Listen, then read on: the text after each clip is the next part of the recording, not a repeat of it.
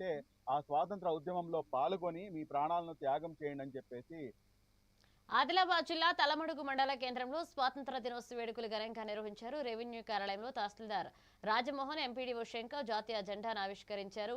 ఇక పశు వైద్యశాల, గ్రామ పంచాయతీ, ప్రభుత్వ, ప్రైవేట్ పాఠశాలల వివిధ కార్యాలయాల్లోనూ జాతీయ జెండాలు ఎగరవేశారు.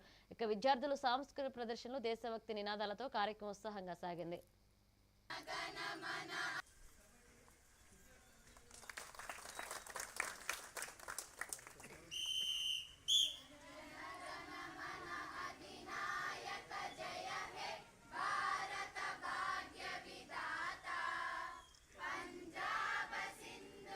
దినోత్సవ శుభాకాంక్షలు.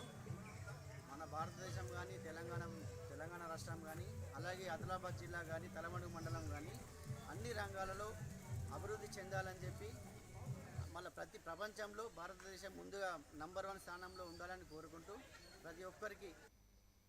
విజయనగరం జిల్లా రేగిడి మండలం